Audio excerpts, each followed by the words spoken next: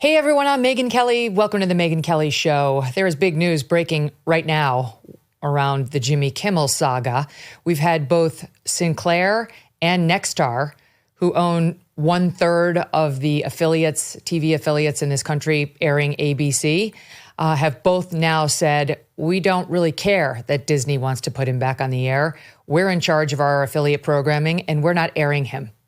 So it's just gotten very interesting, and that is where we're going to kick it off in about, just a few minutes with Mark Halperin, who's standing by. But first, I have a sort of out of left field story to bring to you, and then I want to start with it. I've been wrestling with whether to bring you this story for a few days now. I've been wrestling because I find it so vile and off and odd, I wasn't even sure where to go with it. But I decided that I had to do it because the groups who did this deserve public censure. I learned when I was out in Arizona last week that 2 weeks before Charlie Kirk was assassinated, the far-left website Jezebel declared that it had a mission to cast bad luck or a curse on Charlie. They wanted to hurt him in some way. They declared, quote, if the far-right misogynist with a bad haircut wants to villainize independent women, Jezebel is more than happy to be the hag of his nightmares.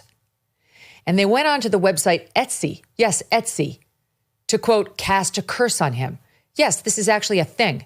Etsy, the website known for making arts and crafts on demand, will happily cast a hex through its witches, who you can hire, on someone if you ask them to. The Jezebel crew was delighted to discover, quote, it's not uncommon for the so-called witches on Etsy to channel their energy toward thwarting Republicans. There's even a subreddit devoted to casting nightly hexes on Trump. Jezebel decided Charlie Kirk, who they've repeatedly described as far-right, the founder of the right-wing conspiracy theory factory, Turning Point USA, is, quote, more irritating than most, and asked its audience if they were, quote, interested in punishing Kirk for years of regressive rhetoric with a curse, with a hex on him. After all, they told readers, he's basically a fake news vending machine.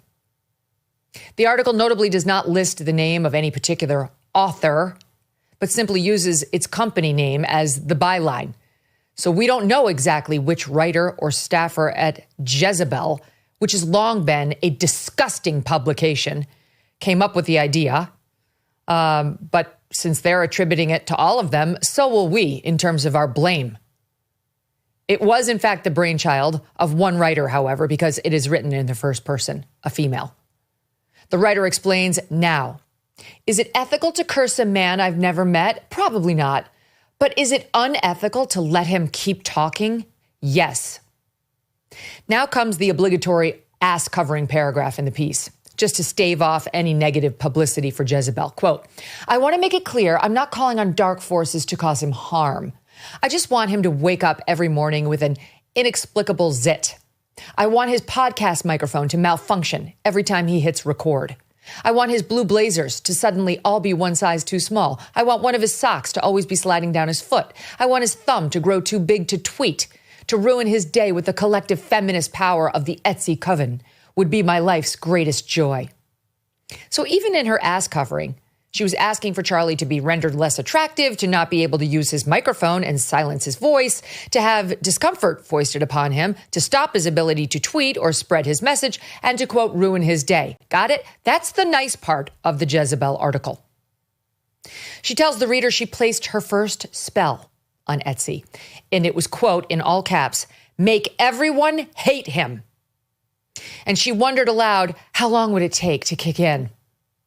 The witch servicing Jezebel on Etsy contacted the writer and asked if she would like to, quote, amplify the energetic support of the spell for an extra $50. She did it. She goes on, for the powerful hex spell, I had to provide Kirk's date of birth for accuracy.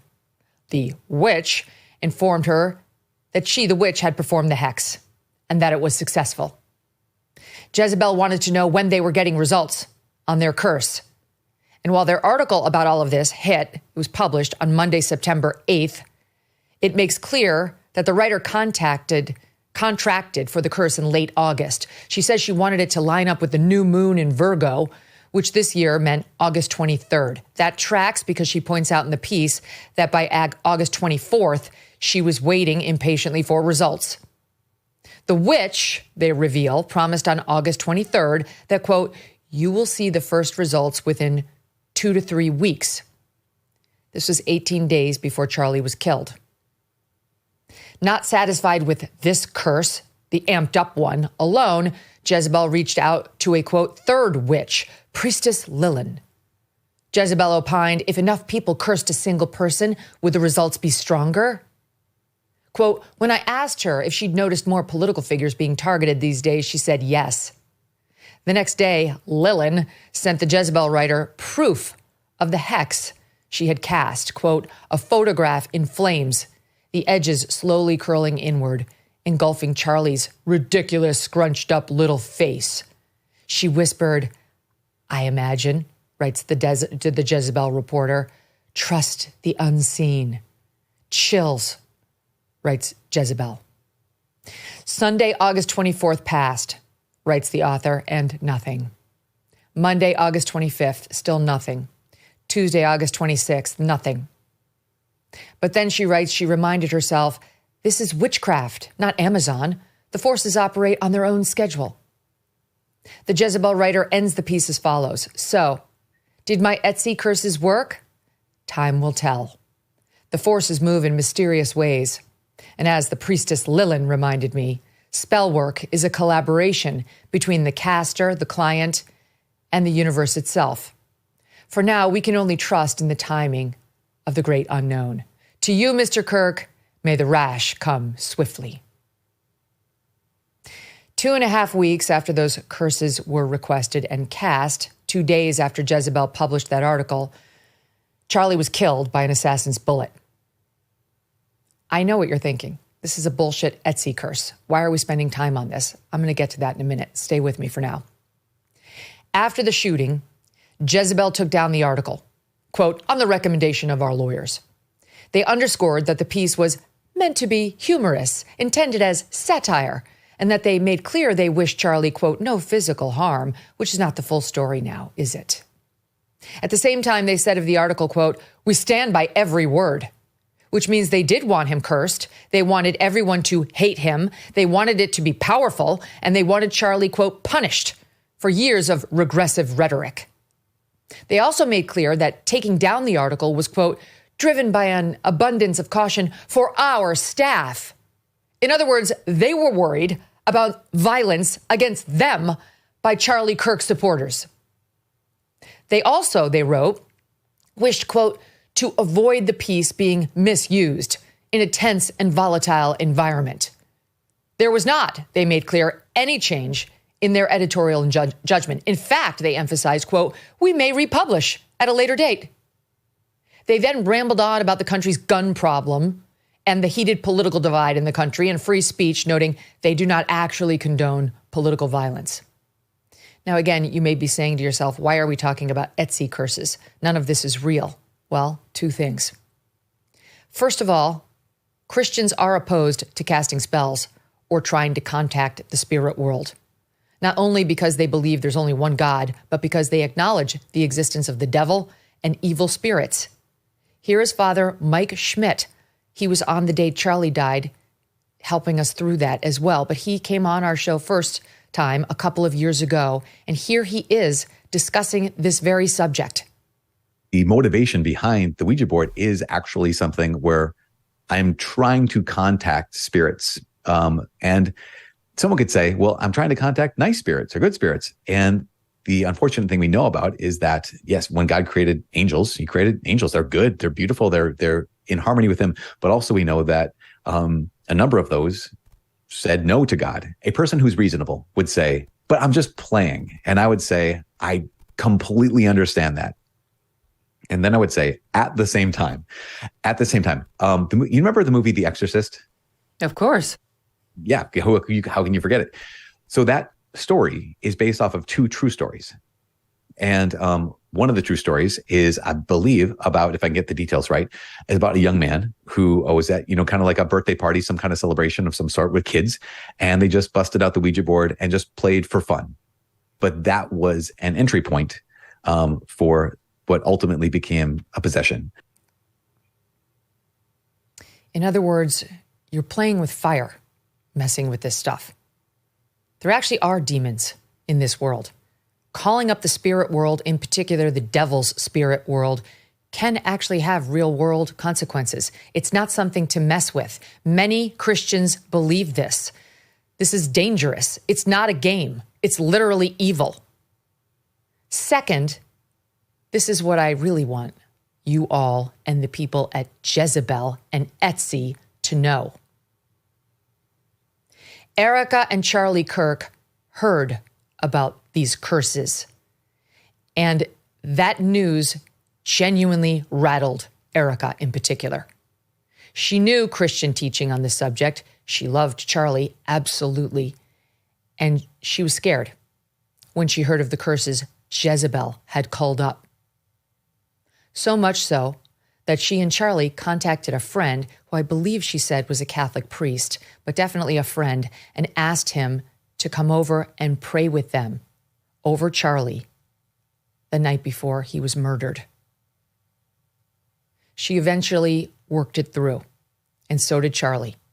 That, as she later told me, weapons will form but not prosper.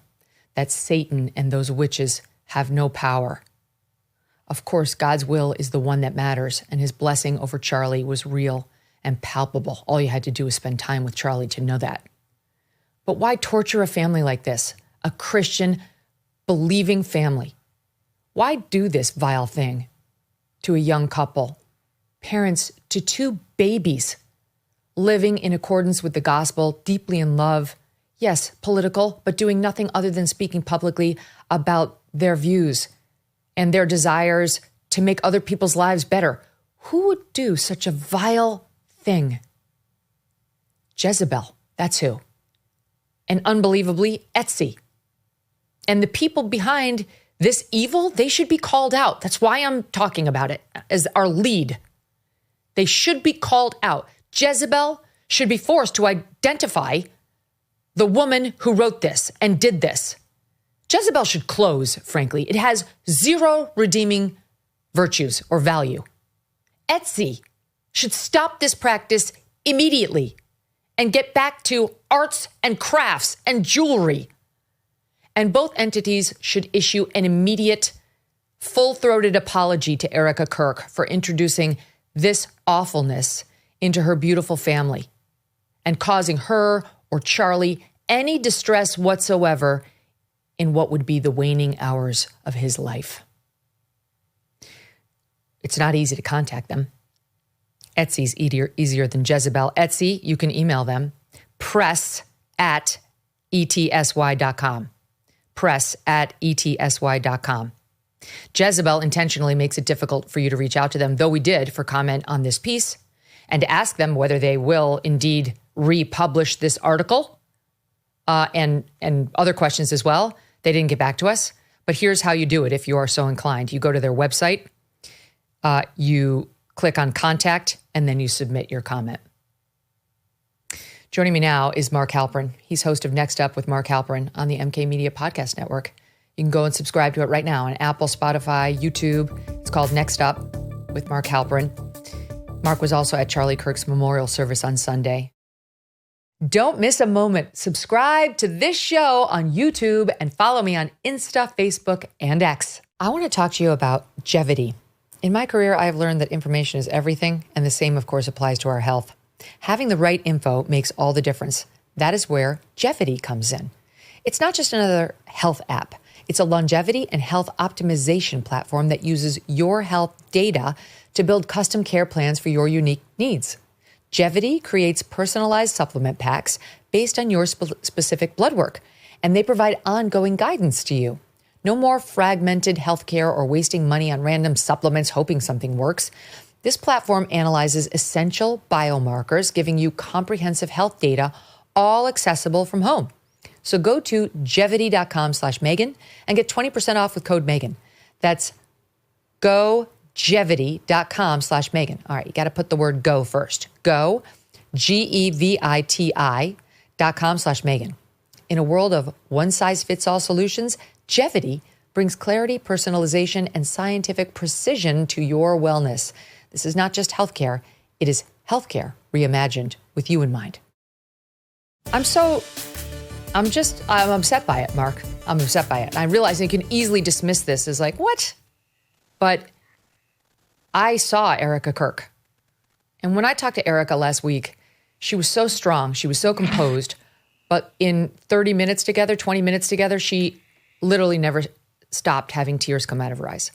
Like at no point did the tears stop flowing. She was able to talk and express herself beautifully, but she is literally in constant pain.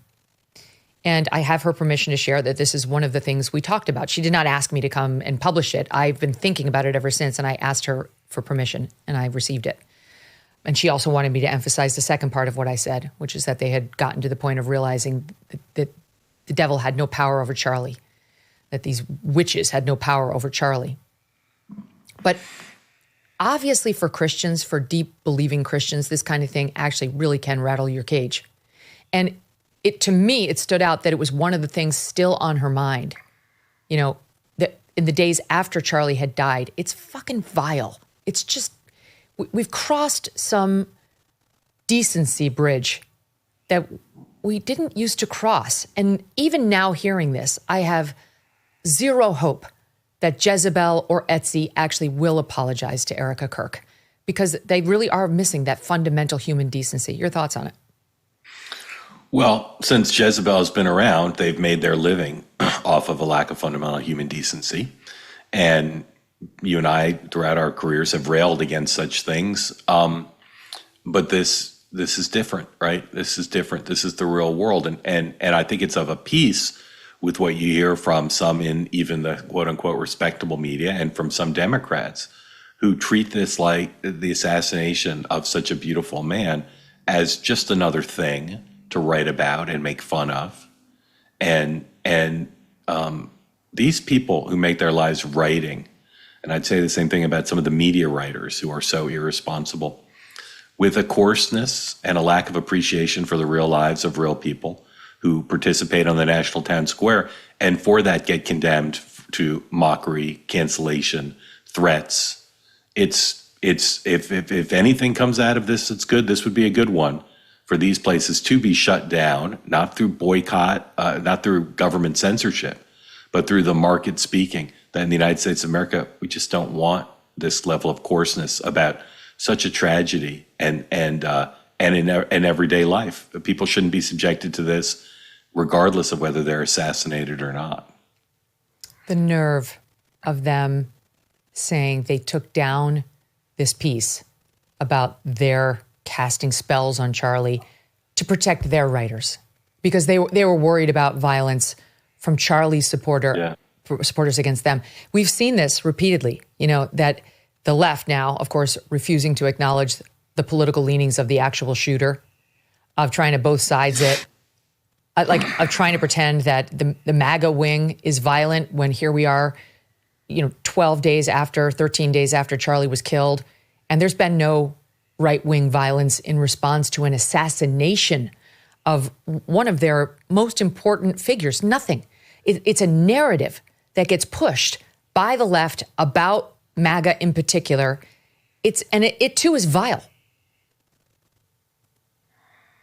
I wish everybody in the country could have been in Arizona to experience the level of love and warmth and tolerance that existed throughout that, most specifically and in sharpest relief embodied by Erica Kirk.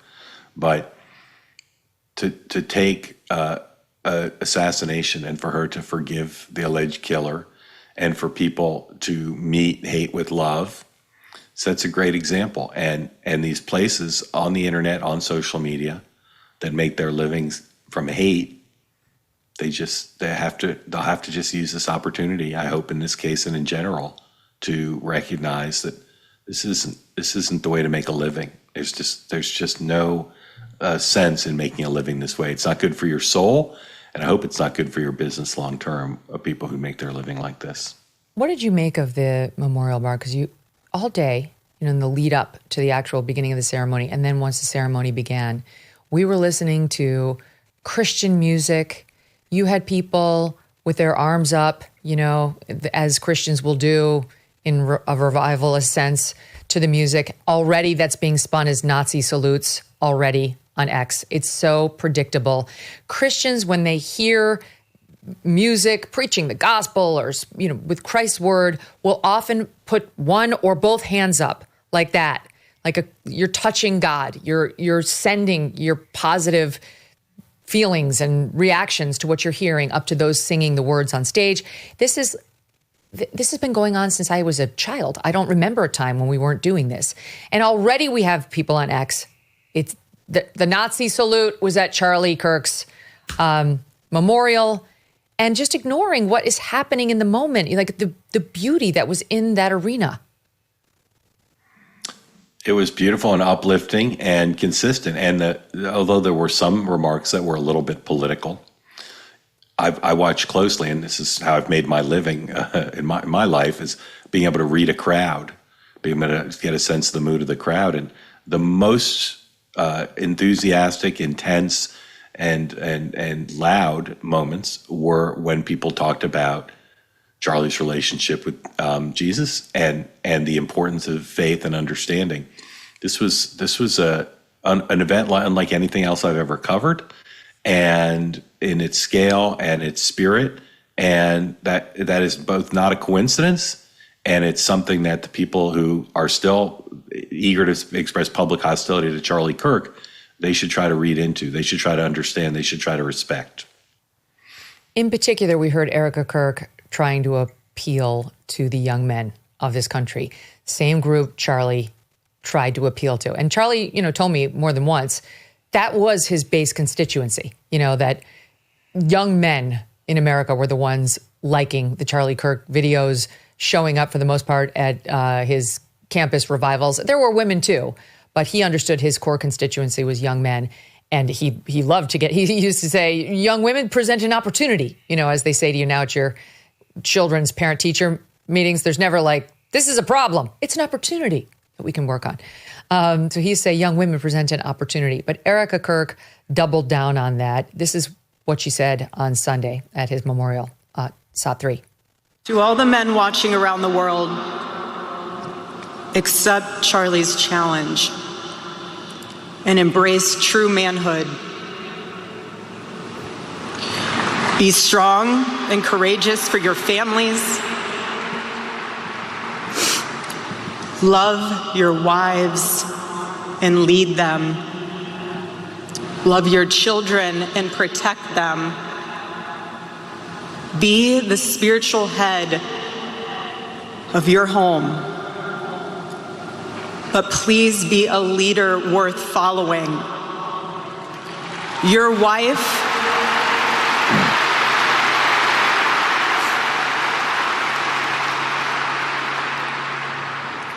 wife is not your servant. Your wife is not your employee. Your wife is not your slave. She is your helper. You are not rivals. You are one flesh working together for the glory of God.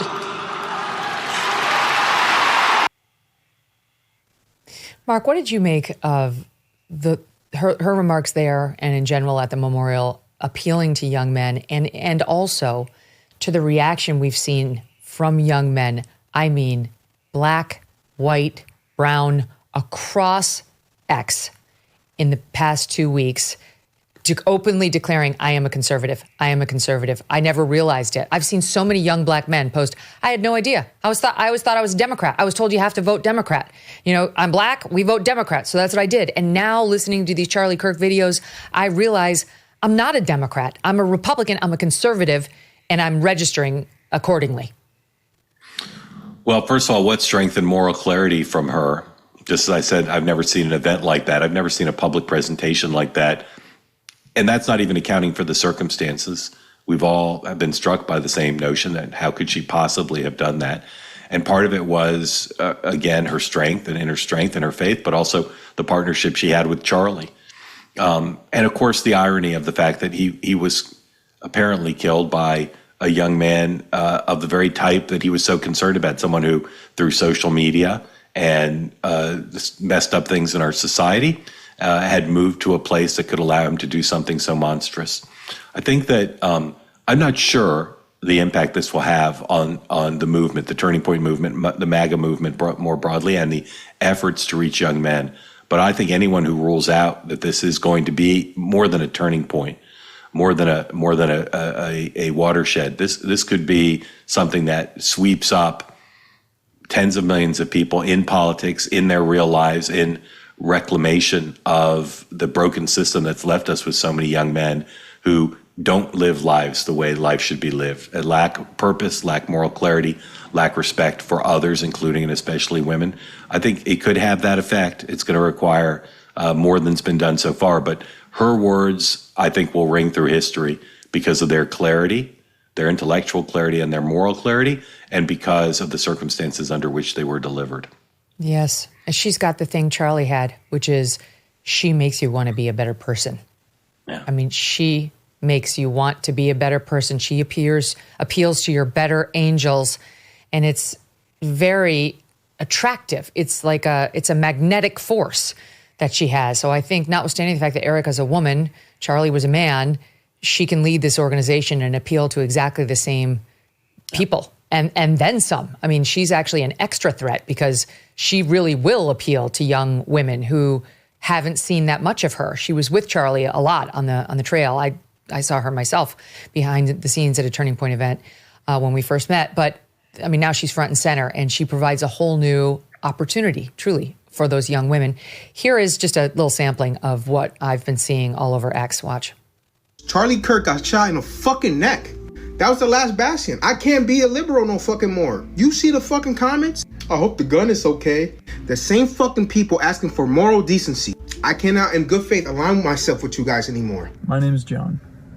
I have practically no online presence. And the reason for that is because I am scared to post things that I believe yesterday a man died. Presumably because he believed the same things that I believe in. I am a conservative, and more importantly, I'm a Christian. I know that in the grand scheme of things, I don't really matter. No one knows or even cares who I am. But if there's even one person who sees this and gains the courage to speak up themselves, that's why I'm making this. Just so that everybody knows that we're not alone. So I have officially left the Democratic Party a few days ago. The reason I did it was because I cannot be linked and affiliated with a party that has members in it that would do exactly what happened to Charlie Kirk. I didn't know Charlie Kirk, never met that guy before in my life. And something else that I've never done before in my life is believe in God. It feels to me, Mark, like there is a sea change underfoot that we are not going to realize the full extent of perhaps until the midterms. I mean, I just can't imagine this doesn't have electoral consequences. Your thoughts? Well, I think we will know in full force from a political point of view by the midterms, as you said, but I think we may see it in the Virginia governor's race or the New Jersey governor's race. I think we'll see it in the fundraising totals from Turning Point. I think we'll see it in social media the way you just described it. There's no doubt in my mind this will cause a big change. The question is, what's the scale of it? And those videos match up a lot of what I'm hearing and seeing. But at the same time, you can't dismiss the manifestations of things like that, like the Jezebel thing, or like Democratic members of Congress literally on the day of the service for Charlie going on TV and trashing him. You can't underestimate the degree to which the other side's not just going to give up or change their ways. So this will remain a battle of cultures, a battle of red and blue, a battle of believers versus non-believers to some extent. And I think it hangs in the balance, as I said, just how big a change, how fundamental a change this will cause in the hearts and minds of those, particularly young men who weren't engaged before on this great debate. And it's branding. I mean, it's like the Democrats have branded themselves as this hateful party. And that's what I'm seeing. It's separate and apart. Like, look, once Charlie was killed, they had an opportunity just to act as humans. That's it. Like, it was a leftist who murdered Charlie. There's no question about that. But this didn't have to be a smear of the entire left. If they had come out and acted like decent humans universally, maybe have one fringe person here or there who says something vile. But we have had reams of leftists come out and celebrate Charlie's murder, showing a truly the same inhumanity that led them to not stand for DJ Daniel at the State of the Union, you know, the little boy with cancer, you know, to not clap for the people who'd been suffering, the war veterans. Like, there's something happening on the leftist side that is repelling members of their own party. And they don't seem able to get it together, Mark. Yeah.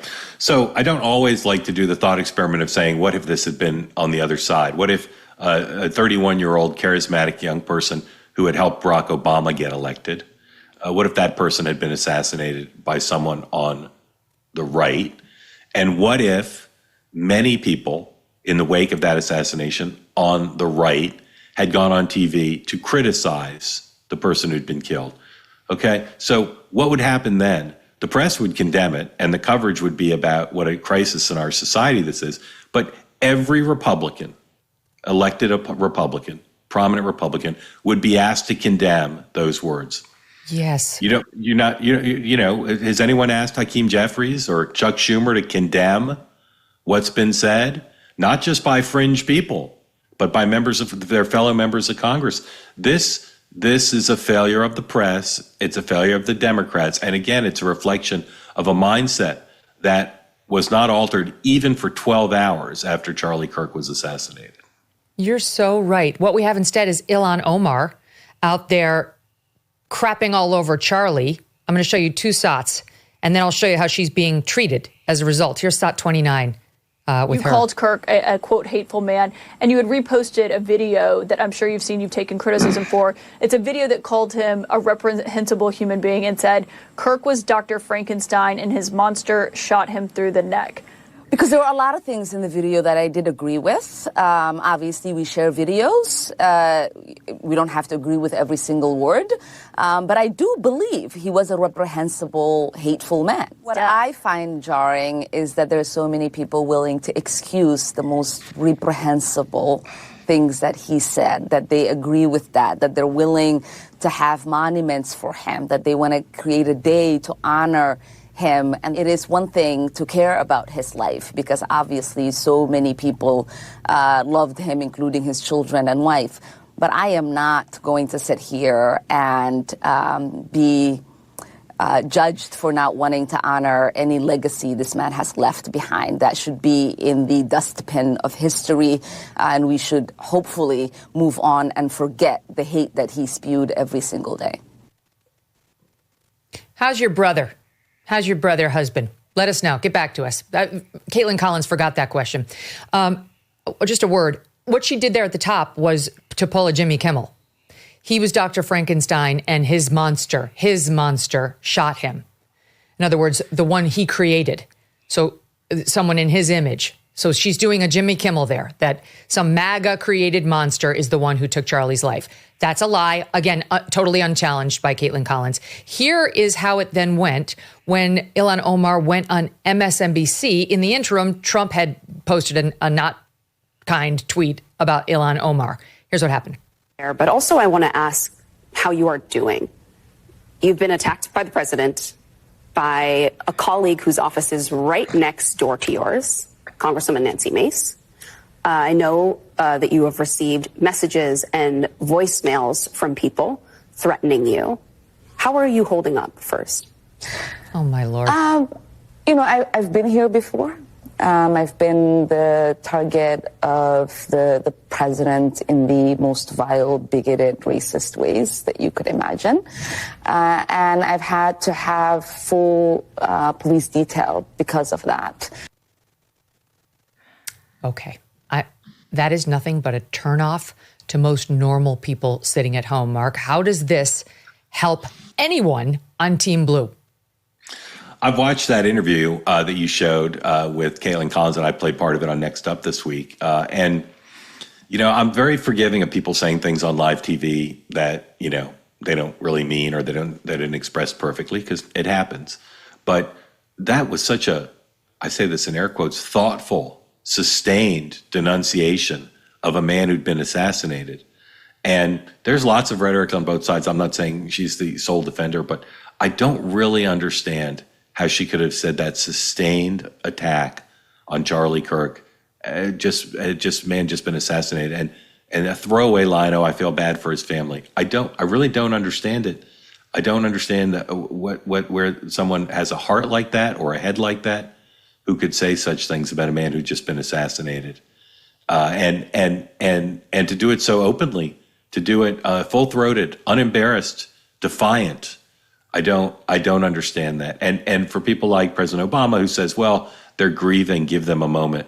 I'd give him more than a moment, not just for his family, but for the tens of millions of people who are deeply upset, and understandably so.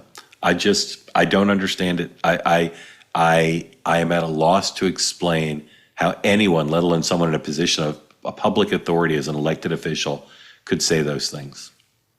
And meanwhile, here is another leftist, very popular Substack star, Heather Richardson Cox, on Cox Richardson, spreading September 17th. Okay, 17th, Charlie was killed on the 10th. By the 17th, we knew everything.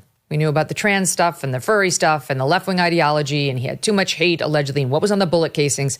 And she goes on the Bulwark podcast, this is another organization dedicated to hating Trump, and says the following, SOT 32. Text messages do make it appear like he was motivated because he didn't like the things that Charlie Kirk had said about trans people. We'll know more eventually. Yeah, but you even can't say that, because until it gets to a court of law, and we actually have evidence that is introduced and that, and witnesses and stuff. It's what I said right after the shooting itself. And everybody was making assumptions about who had done it before they caught Robinson. Again, who's still from alleged. The bullet casings. You just don't know. It certainly looks one way, but it could be somebody he cut off in traffic, for all you know, until it's actually been tested. She's an idiot. Is this where leftists are getting their news and opinion from? I mean, it would explain a lot. Yeah, just as so many people on the left continue to ask me, I didn't really know much about the importance of Charlie Kirk. I think a lot of people on the right may not know the importance of Heather Cox Richardson. She's not their Charlie Kirk because her contributions are not as broad and varied and as direct as his were. But she's extremely powerful, extremely influential on the left through her Substack, through appearances like that. So this is not just some random person of the left. This is very influential. She's kind of, in some ways, more influential now than Rachel Maddow. And she has been on this since the first day, where she wants to indignantly deny the available information about the alleged killer. And again, I go back to what I said about Congresswoman Omar. I don't understand that mentality. Don't understand the mentality to try to create a different reality than the evidence suggests for whatever purpose I do not understand. All right, so that sort of denialism, by the way, this woman has 2.6 million subscribers, so You're not wrong. Speaking of being in denial, this morning I was listening to, I do it so you don't have to, NPR's Up First morning podcast. I always like to hear what the left is saying. I know it's painful, but I do it out of love for the audience, not because it's important or objective. And they were getting into the Kimmel controversy, which we're going to turn to now. And they needed to tee up, as any good report will do, how this got started. Why are we talking about Jimmy Kimmel? What was his alleged offense on the airwaves that caused him to be pulled off the air for a week? And here was their summary I know this audience knows, but just to be clear, he was thrown off the air for a week because he decided to suggest that the shooter of Charlie Kirk was MAGA, and that MAGA had been trying to cover for him because he was one of their own. But here is how the NPR audience heard about Kimmel's offense.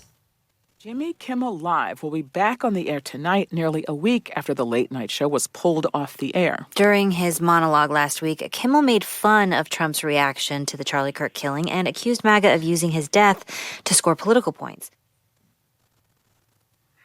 Made fun of Trump and accused MAGA of using his death to score political points. Zero about what Kimmel actually said, Mark, and that is by design. It is a willful misleading of the audience, and they elide the most difficult points of what they're dealing with over there on the leftist team because they're trying to run cover for one of their own.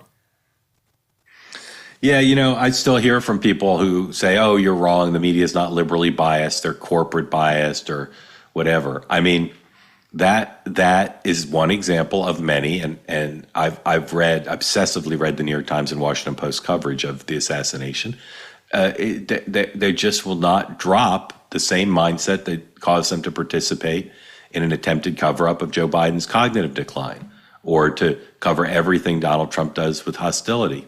This is unfortunately par for the course, and those who thought, as maybe I did for 20 seconds, that the assassination of Charlie Kirk would cause a consciousness raising, they're just not willing to change their ways just because a man was assassinated. Just for the record, here's SOT 20. We hit some new lows over the weekend with the MAGA gang desperately trying to characterize this kid who murdered Charlie Kirk as anything other than one of them and doing everything they can to score political points from it. Yeah, just so we're all clear on what he actually said. So he's coming back now, Mark, but not everywhere. It's actually gotten very interesting. Just before we came to air, we found out last night, we knew that Sinclair, which owns some, I don't know what the number is on Sinclair, a large number, is it 38 affiliate groups or stations, said, we don't care what you say, Disney. We're not airing Jimmy Kimmel, and it's up to us. Something they were empowered to say by Brendan Carr of the FCC. He didn't make them do whatever they did, but he made clear to them, you do have independent authority. You actually do have a right to protect the public interest. And if you don't want to air Jimmy Kimmel, you don't have to. So Sinclair, notwithstanding the fact that Disney said, we're bringing him back. Disney held the line for 5 episodes and then said, oh, wait, we got a nasty letter from Jimmy Kimmel supporting celebrities. Okay, we're out. He's back on. So Sinclair said, no, we're not airing him. And then this morning, just as we came to air, Nexstar 2 said, us either. We're not airing him either. So now you've got some 1/3 of the ABC affiliates out there airing something else. I think it's going to be alternate news programming is the option right now. And that's interesting because now we're in the same position we were in yesterday and the day before, Mark. Those are the two station groups, station owners who said, we're not airing Kimmel. So where are we today, in your view, just in terms of this fight? Well, once upon a time, the relationship between the networks and the station groups were even more intense, and the networks were even more dependent on the stations. They can put it on Hulu, they could put it on YouTube, so they can distribute more easily in the digital age than without the stations. But make no mistake, they're still very dependent on those affiliate relationships. And these two big station owners have the right, and I'm sure they think the responsibility to not bring Kimmel back. I suspect Disney will try to change their minds, or perhaps this will be the spur to cancel a show that I don't know if it makes money or not, but it's not as popular as it once was. This is how the market should work, right? Disney can do what it wants, and these station owners can do what they want. And in the end, and almost certainly, the consumers will decide. But as you pointed out, liberals are really up in arms about this, and they wanted Kimmel back on. And amongst the parts of Bob Iger's job as running the Walt Disney Company and the ABC network is keeping talent happy. And most of the talent is extremely liberal. So who's winning? Well, I don't think we know. I think we'll have to see if these stations continue to not run the show, if the show gets canceled, if Disney finds some other way to distribute it. I mean, the reality is, if they put it on YouTube and Hulu, they may get a bigger audience than they get, and they may be able to monetize that more than they do on the ABC television network. So commercially, it's too soon to say who's winning. And I think in terms of the political or ideological fight, I think it's good that the market can decide and that these stations can stand up and do what they think's right for their constituencies and for their own personal views.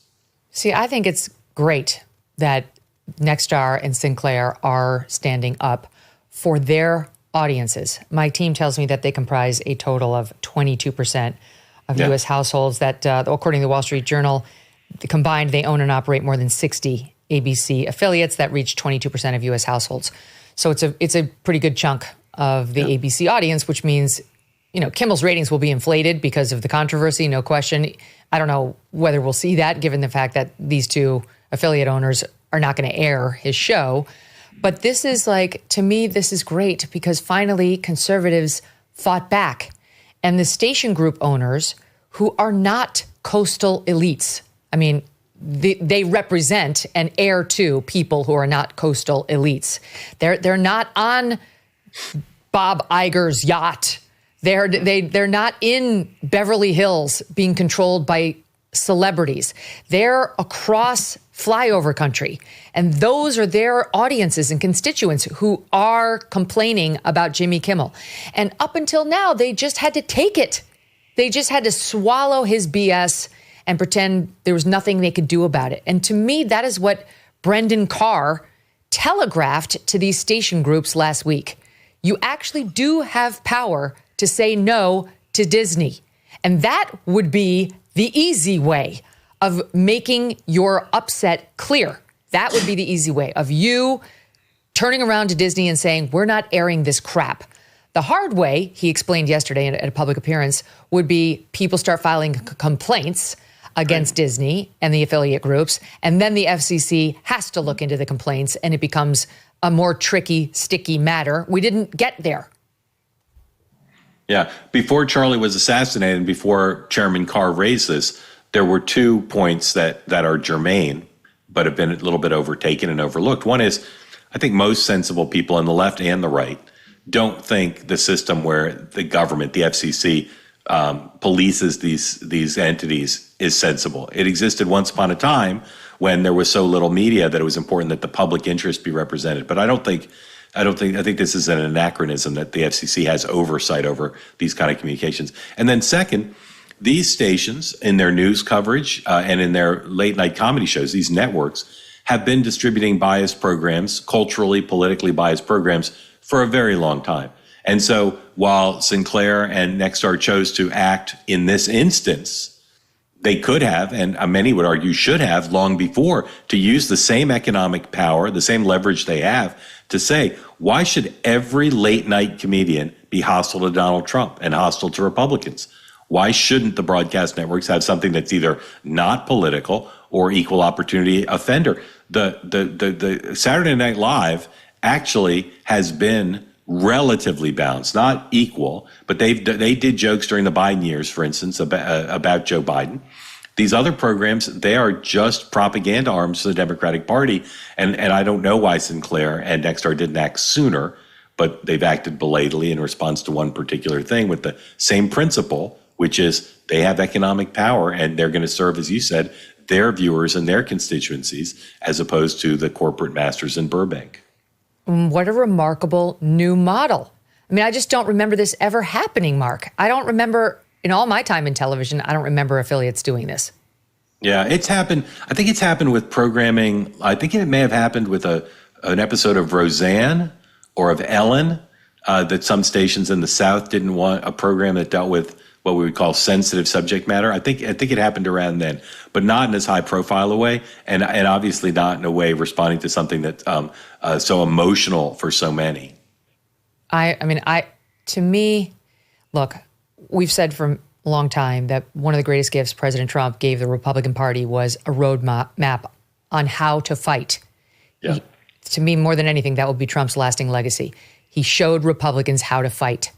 And what Brendan Carr did last week was telegraph to the affiliates how to fight, that they have a permission slip to fight. They actually do have a responsibility to fight, and they did. So to me, it wasn't government interference in actually stopping any program from airing. It was him saying to these affiliates, you're empowered. I don't have to do this. You actually will not get hassled by me if you exercise the independent judgment you have and that you haven't been exercising in decades. You answer to your constituents. Do it. Go ahead. Follow your conscience. And they did. They did it last week, and they did it again, even now under what's presumably some pressure from Disney not to. And Nexstar waited a whole day before they made that announcement, so presumably it's been thought through. There's more to discuss on this, like what should we expect from Kimmel tonight? We'll pick it up after this break. The flu does not wait, and neither should you. When sickness hits, you don't want to be scrambling for medication. You want to be ready. You want peace of mind, knowing your family is protected.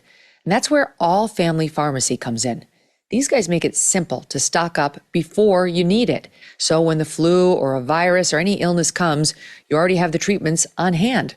Right now, ivermectin and mebendazole are 25% off, starting at just $2 a capsule. Plus, save another 10% with code MEGAN10. They've got over 200 medications to choose from. Antibiotics, hydroxychloroquine, antivirals, NAD+, methylene blue, and more.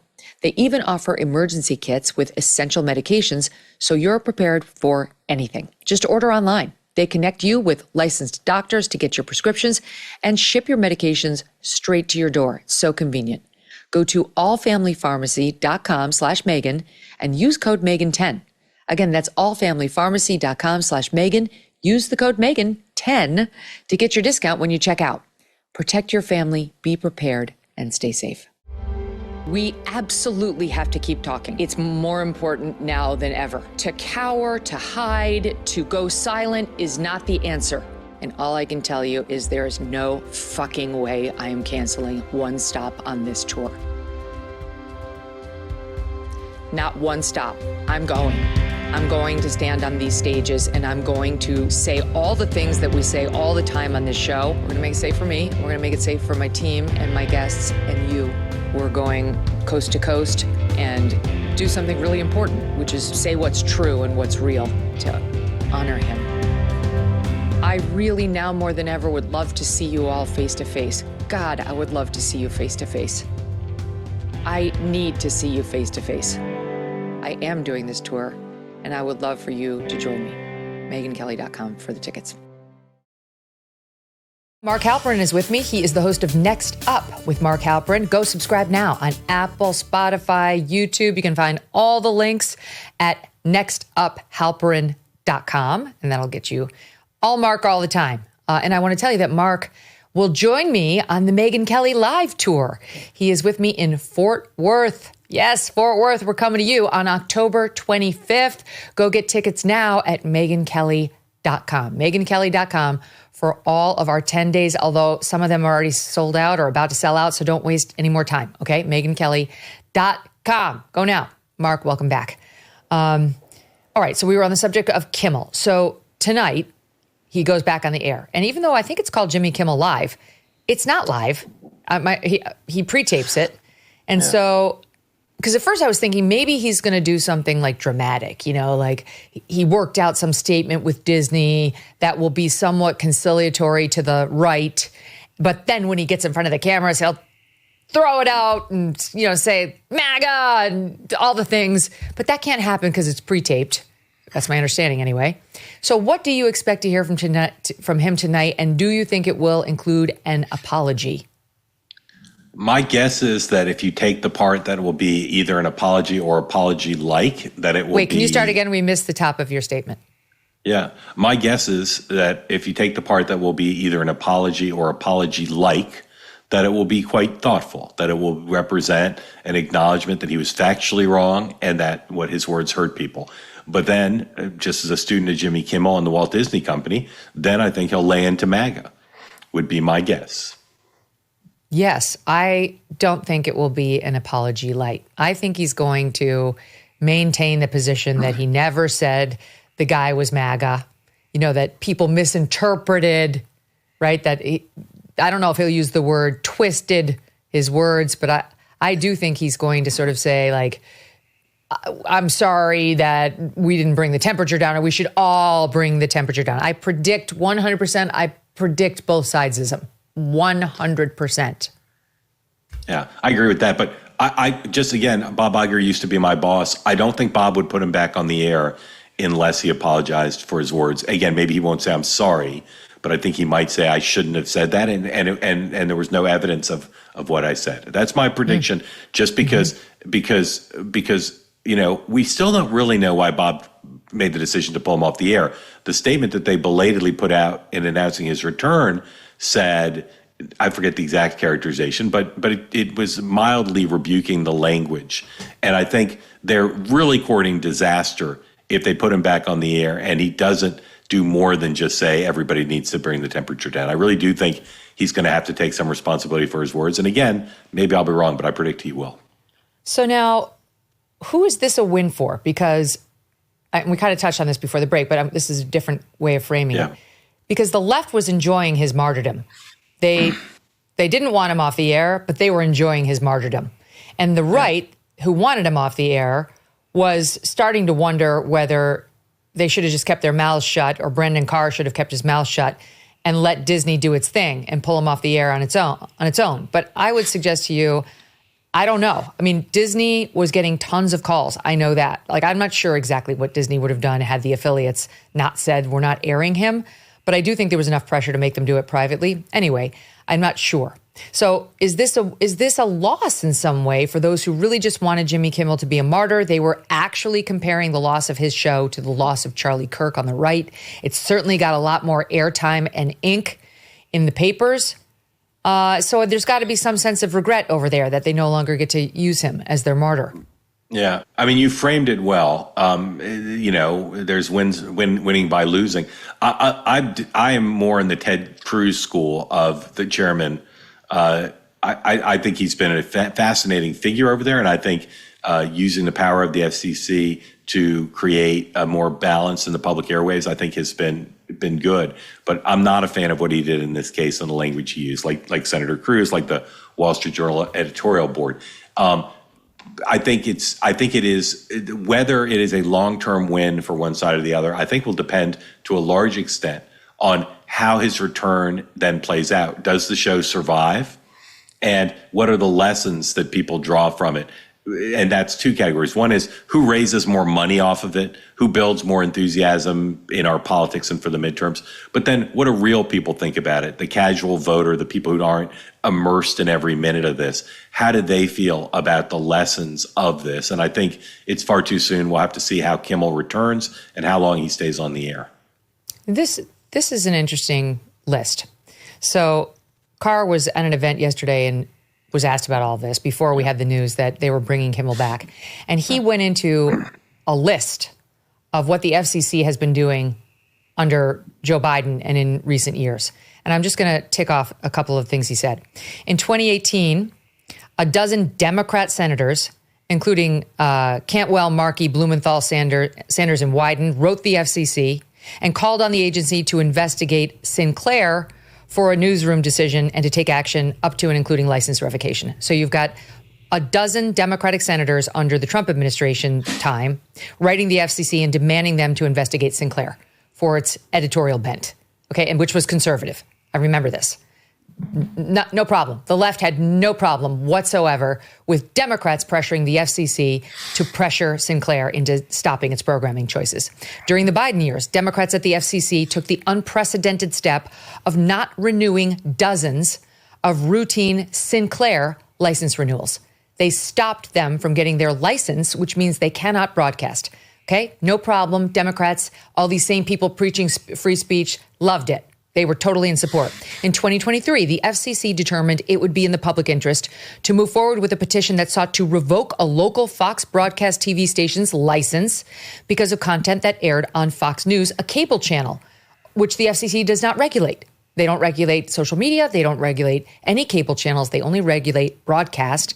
And they determined, FCC, in 2023 under Biden, it would be in the public interest to move forward with a petition seeking to revoke a local Fox broadcast TV station's license because of content on Fox news cable. In 2021, Democrats in Congress launched a campaign to pressure cable companies to drop Fox, to drop Newsmax, to drop OAN on the grounds that they were, quote, right-wing. That's Democrats in Congress trying to pressure cable companies to drop Fox, OAN, and Newsmax from their lineups. And it worked. Cable companies did drop some of them. 2 Democratic members of Congress sent letters to DirecTV, this is my own research, and other providers questioning their carriage of channels that spread misinformation, including OAN. DirecTV dropped OAN and Newsmax in response. Democratic members of Congress sent letters to DirecTV urging them to drop OAN and Newsmax, and they did it. This is the same side now grasping its pearls about any Democratic interference in programming decisions. In 2021, Democratic lawmakers pressured the FCC to block the sale of a Spanish language radio station in South Florida to what they viewed as a conservative buyer, arguing that doing so would matter to their odds in the 2022 midterms. The sale did not go through. This is Dems pressuring the FCC to act in a way that was beneficial to them, and indeed they got their way. During the Biden years, Democrats inside the administration engaged in a multi-month campaign to pressure social media companies into censoring political speech. In too many cases, it worked. We all know that's true. And in 2021, a Democrat prosecutor in Baltimore filed a formal complaint asking the FCC to censor a broadcast TV station's newsroom for their coverage of her allegedly unlawful conduct. This is all Democrats exerting government influence to get programming the way they want it, either through the FCC or directly on cable companies or other broadcasters. They have zero problem with involving the government in censoring speech, including the FCC. The only thing that changed here under Brendan Carr was he actually tried to use it for Republicans. And without actually doing anything, just with his words saying we can do this the hard way or we can do this the easy way. But there is a public interest requirement for affiliates airing this content. That's all he did in response to that entire nightmare of lists I just went through. There is no equivalence between the left and the right on this issue, which is why I remain in the place of good for Brendan Carr. I'm 110% on his side. Well, he's done other stuff. And again, I'm generally against the government for whatever party of doing it. But here's of course, we both are. The question is tactics in putting a stop to it. Yeah. But here's the asymmetry that I think matters to a ton of people. And I hear this on two-way all the time. Both sides are hypocrites. Both sides want to use the government for their own ideology. The difference is the so-called balanced, fair media is completely one-sided.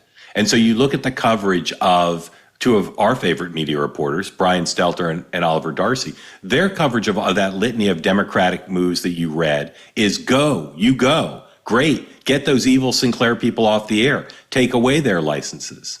Their coverage of what Carr has done is the exact opposite. It's, oh my goodness, the specter of big government. So the problem for so many people, and it's ironic because, of course, it involves media reporters who are supposed to be the fairest reporters.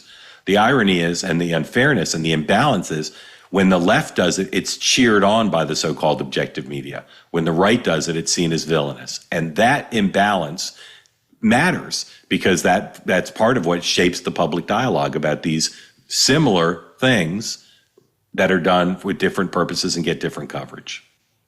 To me, it's just like the lawfare. They won't stop unless we give them a taste of their own medicine. Taking the high road has not worked. It hasn't stopped them, and it won't stop them. I'm sorry, but they need to suffer the consequences of their own behavior in order for them to stop it. It's a matter of tactics. And that's why I don't want to indict anybody who hasn't committed a crime, but I'm perfectly fine kicking the tires of Letitia James's mortgage practices, Adam Schiff's as well, Lisa Cook's as well. Totally in favor of it. By the way, there's a news report that Comey is about to get charged. We'll see whether that's true for his role in the whole Russiagate, et cetera. So we'll see. But this is a similar thing. I don't think Kimmel necessarily would have been pulled off the air had Brendan Carr not rattled the cage a bit. And they needed to feel that.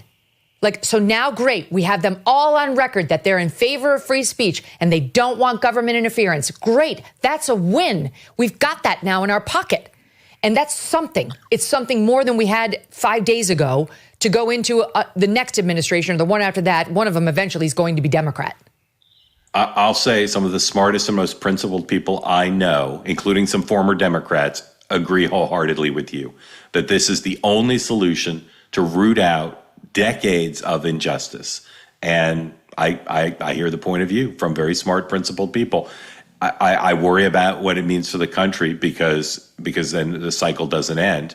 But I get it, and I see it manifested every day. I think the cycle does end. That's why you're not in favor of the tactic, because you think the cycle won't end. I think the cycle will end, and the only way to end it is by making them suffer.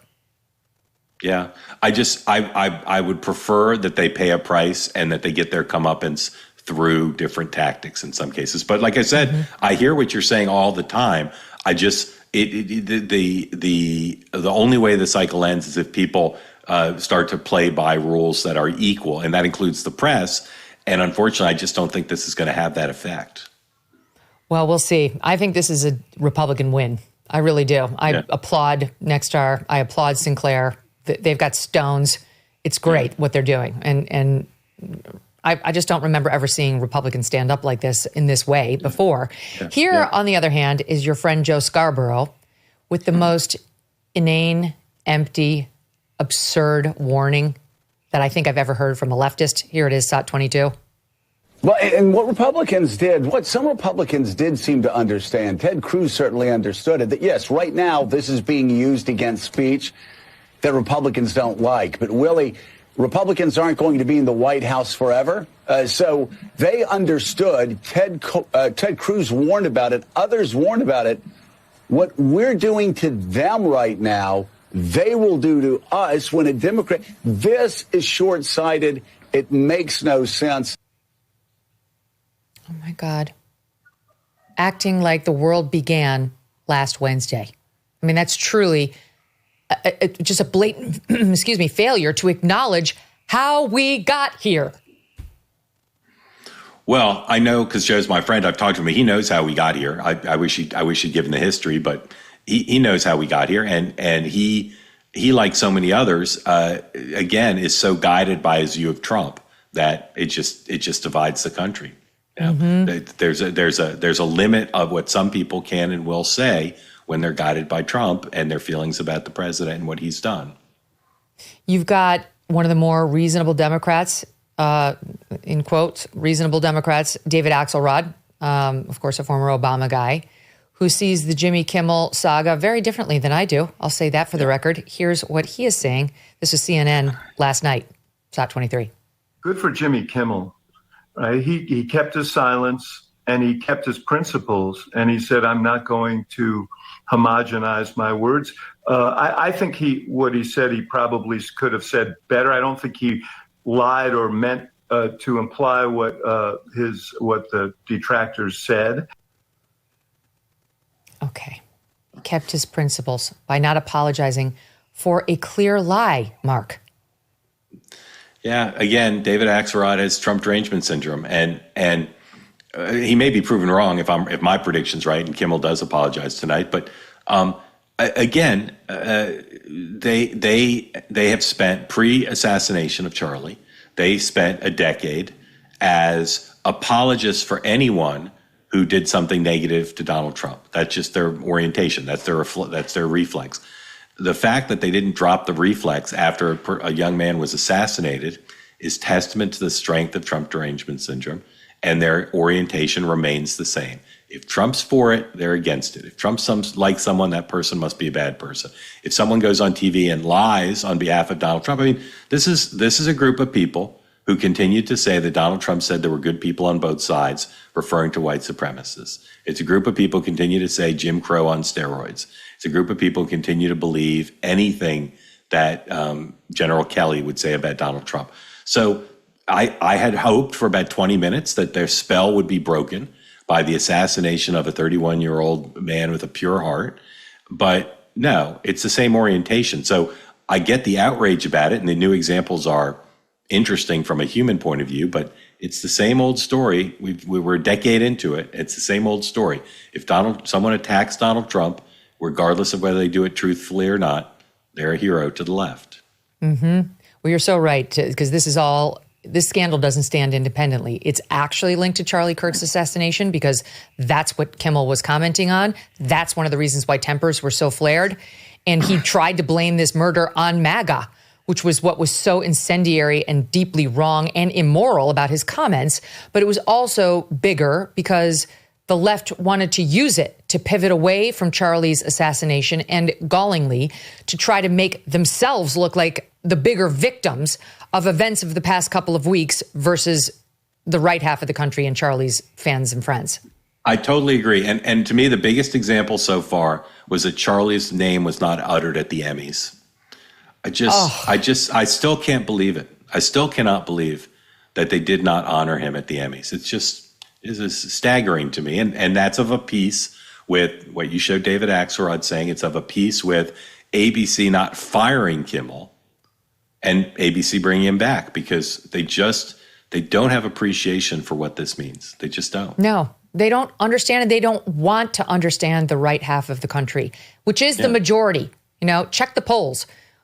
They don't want to understand. Again, that's why it's better to have affiliates and their ownership groups making these decisions, because they actually do have a better understanding of so-called flyover country and what the standards of decency are, what this public interest actually looks like. Here is this TikToker. His name is Isaiah L. Carter, and he gets it just about as right as anybody I've heard. It's SOT28. You think because you yell pretty fucking loud about some late night talk show host, you think that's supposed to you think that's supposed to win hearts and minds? After we saw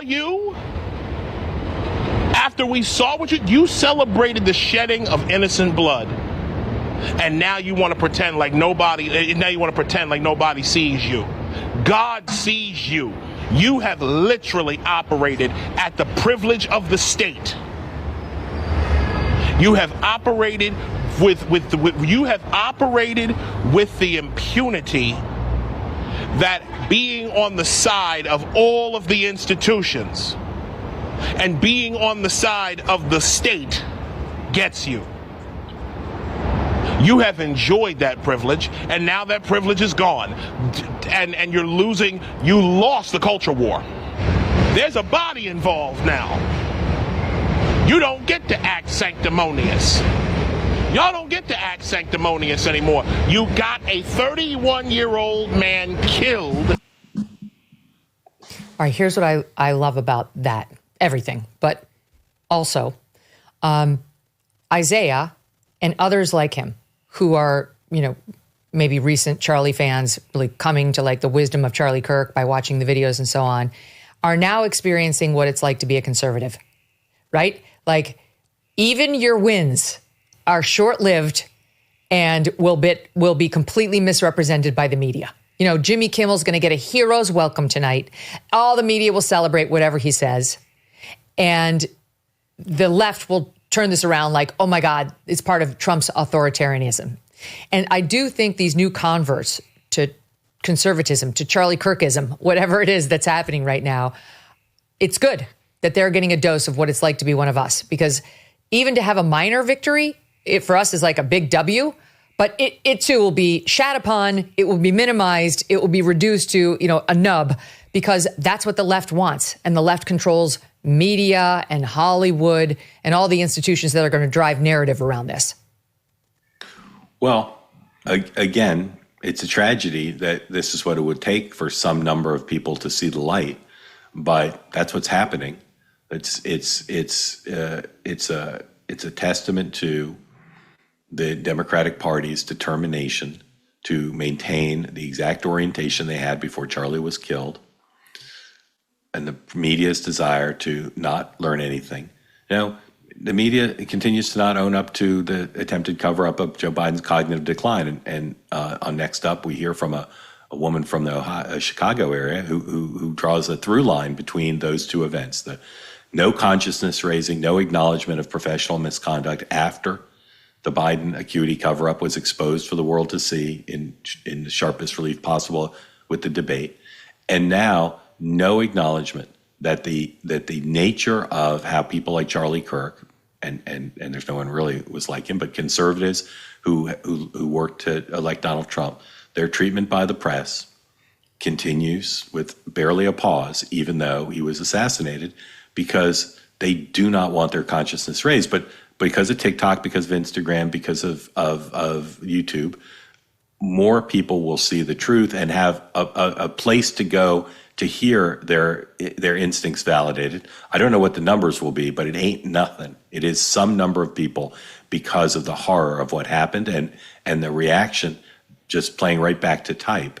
There are problems on the right, and I get why some people on the left say this is not the time to change. We're still at battle stations. But for so many, this is just a watershed moment, and a moment at which the asymmetry in the press coverage is just, it's too much for some people to bear.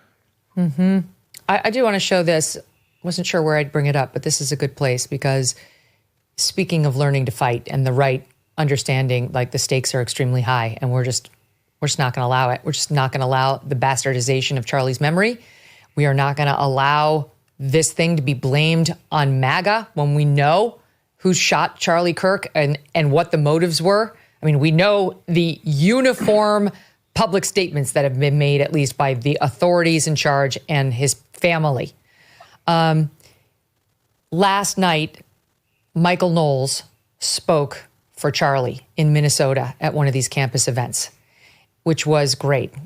Yours truly will be doing it tomorrow night in Virginia. And Charlie and I were supposed to do that together. And I'm still going. So Michael Knowles shows up.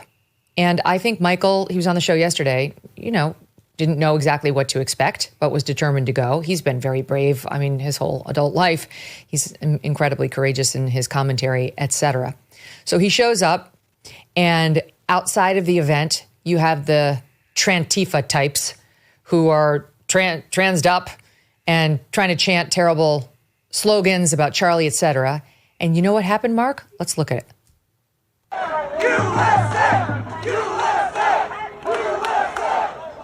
A bunch of counter-protesters showed up.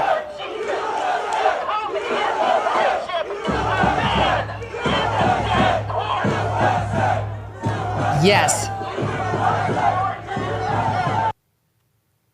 A bunch of regular folks, frat boys, men, women, etc., showed up and chanted USA, USA, USA over the protesters. They were not having it. And then, on the inside of the event, here is what happened. Charlie, Charlie, Charlie, Charlie. It's packed to the rafters with people. Charlie, Charlie, Charlie. I mean, I don't know how many people were there, but it was standing room only. They showed up in droves to listen to Michael chanting Charlie's name. They've had it, Mark. Yeah. One of the sentiments most often expressed on Sunday in Arizona was that in his death, Charlie's movement will grow even larger and more powerful. And I understand the passion that people say that with, and it might be true. But I'm not sure because ironically, and again, paradoxically, replacing him is going to be a challenge. As talented as Erica is and other people are, he's singular. But here are two things that I think will definitely be true, and you saw that with Michael yesterday. One is the number of people dedicated to changing campuses, right? The ability of conservatives to be on campuses. The number of those people will grow. And their comfort with going out in public and fighting for that principle will be much higher. People will be more comfortable, more protected, greater strength in numbers. And I think you're going to see on many college campuses, including some liberal campuses, you're going to see a real change that will apply not just to whatever was included in Charlie's agenda, but more broadly. I believe that his death, one of the monuments to his death, will be many campuses now will be more balanced in the public square rhetoric because of the dynamic that you saw in that video from last night with Michael Knowles. It's great. It's very heartening. I love to see it. I mean, it's just they're leaning in. They don't care who knows it. They're proud patriots. They love this country. Many of them are faithful people, and they've found a new way of talking about both. That's Charlie's legacy. And the best liberals like Bernie Sanders and Ro Khanna are welcoming this. They're welcoming university campuses having more pluralistic speech. And I wish other Democrats would follow their example. And that's not lip service. It's not saying it in the heat in the moment in the aftermath of the assassination. There are some Democrats who say, thank goodness now that one of the enduring legacies will be more pluralistic thought on campuses. And like I said, I hope all of the Democrats follow that, because that could be some good that comes out of this. Now, normally I would take a break at this point and then we would start the Kamala Harris discussion later. But her sound bites are so rambling and difficult to comprehend. I think we need to break it up. Otherwise, people are going to be upset. And it's good because I'm hungry. I'm hungry. I could use some salad. I've got it for you right here. Okay, that's where I wanted to start, actually. She was on Maddow last night promoting her book. Maddow raised with her the statement in the book that she wanted to raise with Joe Biden the fact that he was not the right candidate for this job, but she couldn't really because she was the VP and it would have been seen as self-serving. But in retrospect, it was really recklessness to allow him to make the decision. It shouldn't have been a personal call. Maddow's trying to say, okay, so this is why, you know, you didn't actually raise this with him, but you would have liked to. And here is how that answer went. Satya. You said to President Biden that you did not think he should run again. Yeah, or even that he should question whether it's a good idea. But I think that, you know, one of the reasons I wrote this book, Rachel, is there are actually a number of reasons. One is that it is unprecedented, right? To your point of what you said in your opening, we had a president of the United States running for re-election. 3.5 months from the election, decides not to run. The sitting vice president enters the race against a former president of the United States who's been running for 10 years with 107 days to go. And it ended up being the closest presidential election in the 21st century. And there was so much about those 107 days that, for me, and this is really a behind-the-scenes look at those 107 days, was about seeing people who seemingly had nothing in common coming together by the thousands. Oh, my God. With a level of optimism and, dare I say, joy about the possibilities for America. And I hope to remind people about that light that people brought to it, and to remind people that that light is still there. And we can't let that be extinguished by an election or the individual who's in the office right now. She still got it. Still got it. No one's better at the word salad. Please, I would like a light vinaigrette. You know, I've watched the interviews knowing I was coming on to talk to you, and it wasn't difficult for me to anticipate which sound bites you would pick.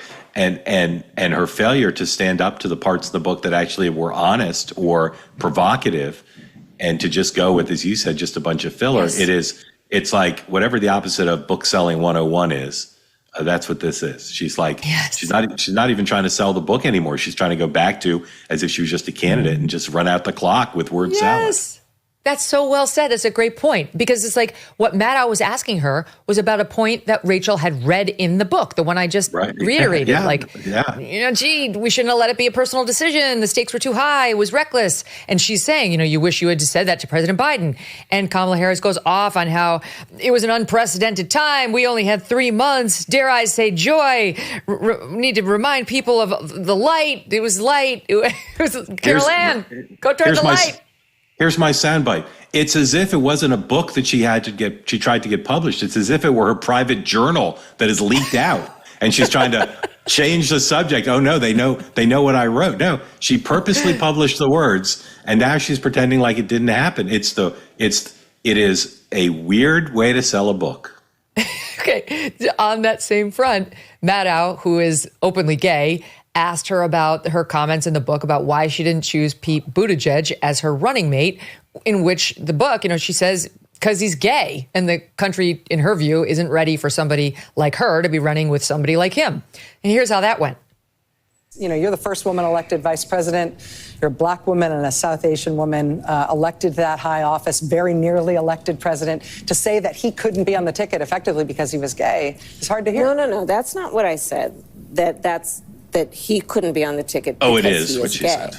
My point, as I write in the book, is that I was clear that in 107 days, in one of the most hotly contested elections for President of the United States, against someone like Donald Trump, who knows no floor, to be a black woman running for President of the United States, and as a vice presidential running mate, a gay man, with the stakes being so high, it made me very sad, but I also realized it would be a real risk. So I didn't say that, except I said that exactly. Right. Yeah. I mean, I don't know how much of it's been the blowback from the stuff leaking out. I'll also say, again, it was a weird decision to put all the stuff out to be attacked. Maybe they thought that would sell books, but then it's confusing to like a potential book buyer. And it certainly doesn't make Pete Buttigieg, I think, feel any better to go out and not actually say, yeah, you're not saying what you put in the book. It's of a piece with the kind of communication strategy and image maintenance she demonstrated as a vice president and as a presidential candidate. Like, how did she not know that was going to come up? Maddow is a lesbian. Obviously, this is going to be on the nose. She's going to raise it. And there's no, I didn't say that. Not because he's gay. I was clear. That's always a tell with her. She's about to do one of her non-clear answers. I was clear. It's Donald Trump's fault. Donald Trump knows no floor. That's the problem. Black, gay man, stakes too high. So, but I was sad about it, Rachel. I was sad. So now you mentioned my favorite piece of the whole story, which is she took out her howitzer. She pointed at Josh Shapiro. She pointed at Pete Buttigieg. She pointed at Team Biden, and they are all annihilating her in response. Here's Buttigieg in SOT 16. I was surprised when I read that. I just believe in giving Americans more credit than that. My experience in politics has been that the way that you earn trust with voters is based mostly on what they think you're going to do for their lives, not on categories. And then the Josh Shapiro remark where she said, well, I was going to choose Josh Shapiro, governor of Pennsylvania, swing state, but he seemed too vain, basically, is what she was saying. He was more focused on how he was going to decorate the VP's office and what artwork he could get in there than he was in actually sharing responsibility. And now here's Shapiro fighting back. I mean, look, I haven't read the former vice president's book, and she's going to have to answer to how she was in the room and yet never said anything publicly. I can tell you that I wasn't in the room, but when I was confronted with engagement with the former president, in looking at it simply from the perspective of how's he doing in Pennsylvania? Could he win Pennsylvania? And I was very vocal with him privately and extremely vocal with his staff about my concerns about his fitness to be able to run for another term. I believe in talking directly to the individuals, not running around and talking to the media. Okay, so that's two, Mark. Yeah. The irony of this part is the stuff she reported about Shapiro matches my reporting exactly, which was she wanted to pick him, and I think led his team to believe he was going to be picked, but he was super demanding. And his view was, I'm not going to accept a life-changing job with someone I don't know that well without more answers. And her attitude was, I don't have time. So that part's all correct. But I love the fact that he comes back at her not on the points she raised, but he comes back on her and says, you have to explain why you didn't point out that Joe Biden had cognitive decline and couldn't be president. So the people who haven't come back in full force yet are the Bidens. And there's stuff in the book that hasn't come up in the interviews so far, of negative things she says about the Bidens that I think Hunter or somebody else will come back at her. And well, what we did here was relationship will bust open. We heard from Biden aides to Axios the following. Vice President Harris was simply not good at the job. She had basically zero substantive role in any of the administration's key work streams and instead would just dive bomb in for stilted photo ops that exposed how out of depth she was.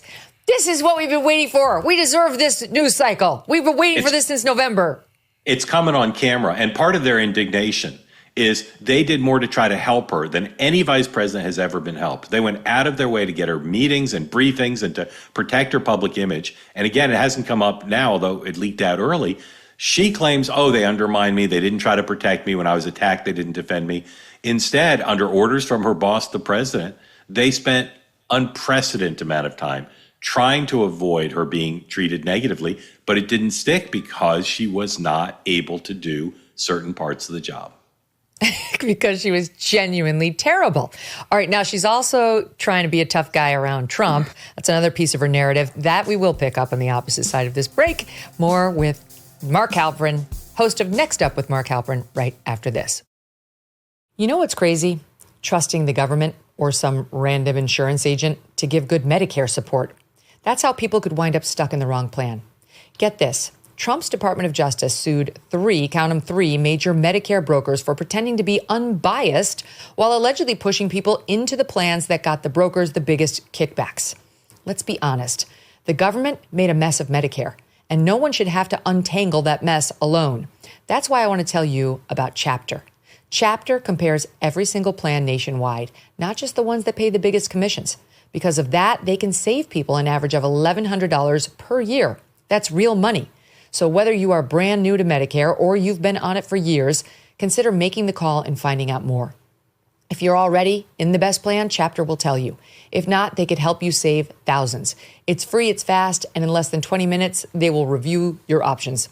Call the number 27 Medicare today. That's 27 Medicare, and finally feel confident about your Medicare. If you are stressed about back taxes, maybe you missed that April deadline or your books are a mess, don't wait. The IRS is cracking down. Penalties add up fast, 5% per month, up to 25% just for not filing. But there is help. Tax Network USA can take the burden off your shoulders and stop the spiral before it gets worse. They have helped thousands of Americans, whether you're an employee, a small business owner, or haven't filed in years. Messy books? It's not a problem. They've seen it all. Tax Network USA has direct access to powerful IRS programs and expert negotiators on your side. You'll get a free consultation, and if you qualify, they may even be able to reduce or eliminate what you owe. More importantly, they will help protect you from wage garnishments or bank levies. So don't wait for the next IRS letter. Call 800-958-1000 or visit tnusa.com/Megyn to speak to a real expert at Tax Network USA. Take the pressure off. Let Tax Network USA handle your tax issues. Mark, this just hit this morning. Google is now vowing to offer YouTube accounts that were permanently banned for political speech during the Biden administration and COVID the ability to be reinstated. Fox News breaking this morning from the Fox article. Google detained its remarkable shift in a document first obtained by Fox News Digital that a lawyer for the company provided to the House Judiciary Committee. The new policy from Google, also known by its parent company Alphabet, could affect both average users and well-known figures like FBI Deputy Director Dan Bongino, White House counterterrorism chief Sebastian Gorka, and War Room podcast host Steve Bannon, all of whom were permanently banned in recent years for COVID-19 or election-related content. That's just three who got banned. We could be here all day if we went through the list. Okay, that's what conservatives have been subjected to over the past 7+ years.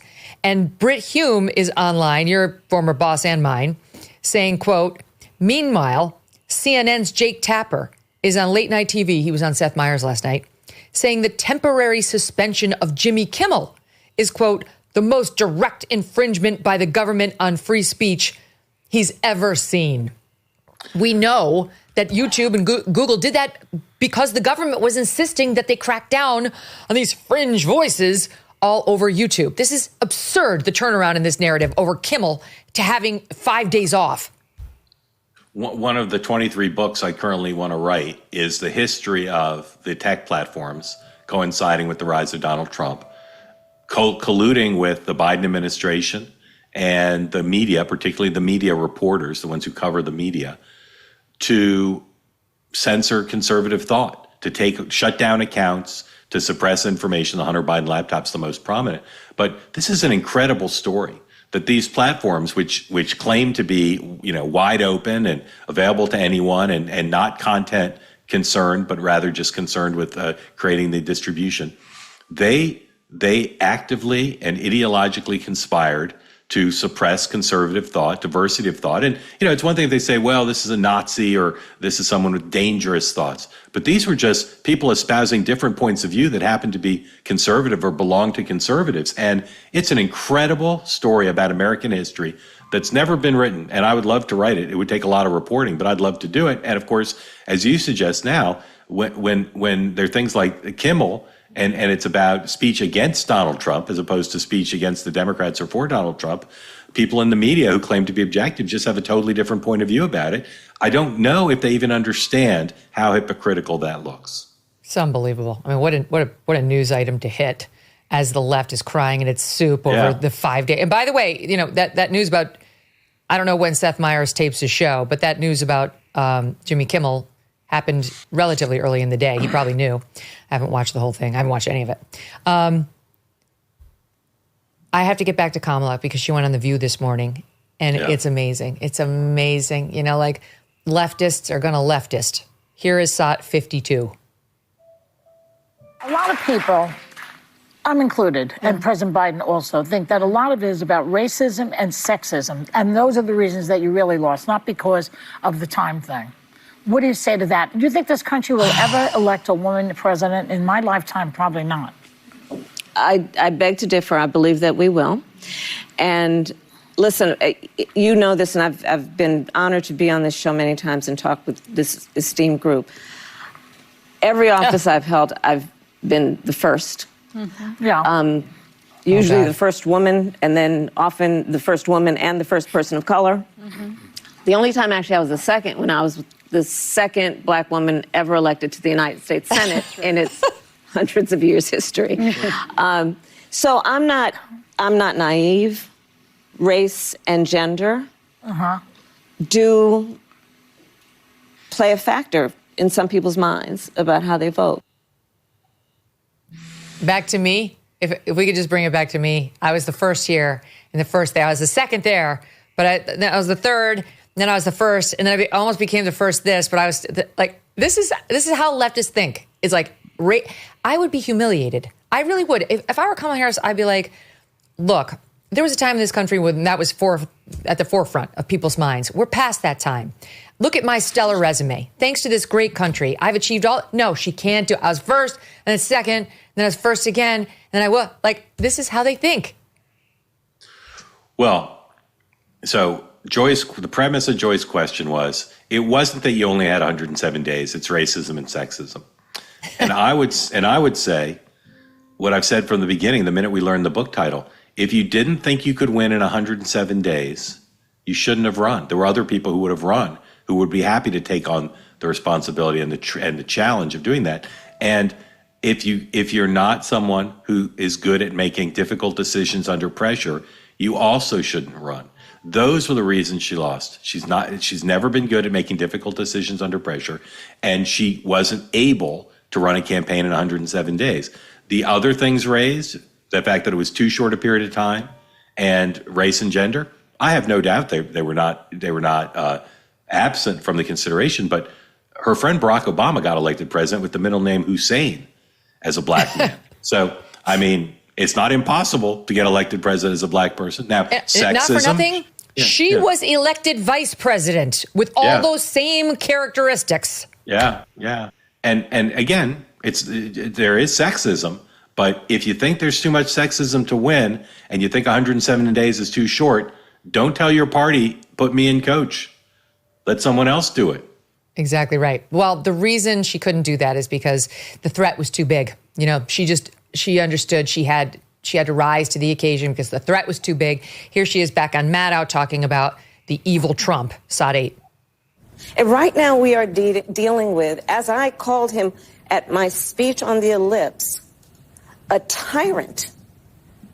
We used to compare the strength of our democracy to communist dictators. That's what we're dealing with right now in Donald Trump. And these titans of industry are not speaking up.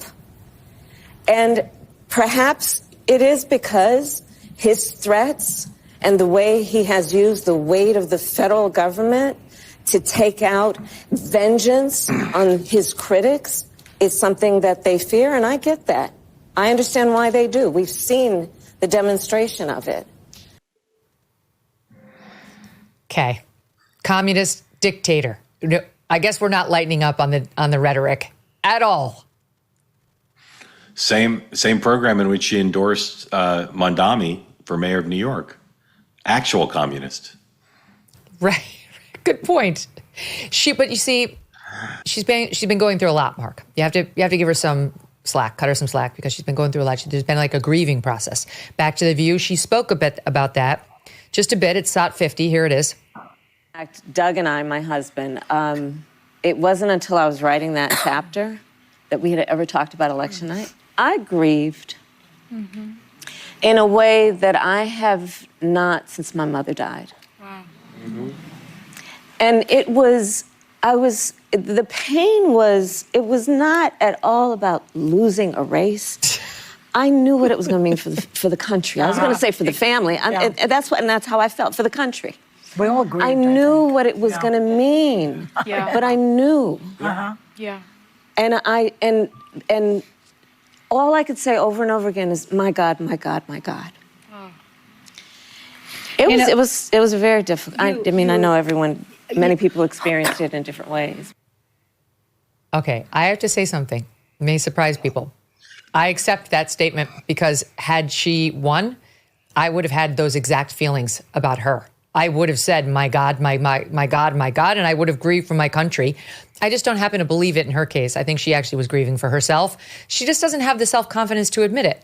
I think you could go out there and say, like Trump, he would actually be like, yeah, I was very mad. Well, he'd be like, I didn't lose. That's what he would say. But I accept that she was genuinely scared that Trump won, because I would be if she did. Well, this mythology that she and some others try to propagate, that she ran a good race, she didn't. I actually think, given how close it was, if she'd run a good race, she probably would have won. So all this grieving for the country rather than, and this is the criticism I hear most from Democrats privately, she's not taking responsibility. She's saying it's horrible Trump won, and it's horrible how the Biden people treated me, and it's horrible I only had 107 days, rather than, oops, I maybe wasn't the right person to do this. But I was the first Black woman and the first Southeast Asian woman. And I was the first woman who'd had an affair with Willie Brown. And I was the first. We could be here all day. This is crazy talk. I love listening to the show. I'm totally in favor of the tour, favor of Mark Halperin on Next Up as well, which you should enjoy by subscribing on YouTube and on podcast. Mark, thank you. Thank you. Great to see you. Have a great day. You too. All right, we're back tomorrow, and this is a great one. I really hope you'll join us. It's an in-depth sit-down with actor Matthew McConaughey. Did not know what to expect, was blown away by what a thoughtful, curious, interesting, substantive person he was. I think you guys are really going to enjoy this. In fact, I guarantee you will. We'll see you then.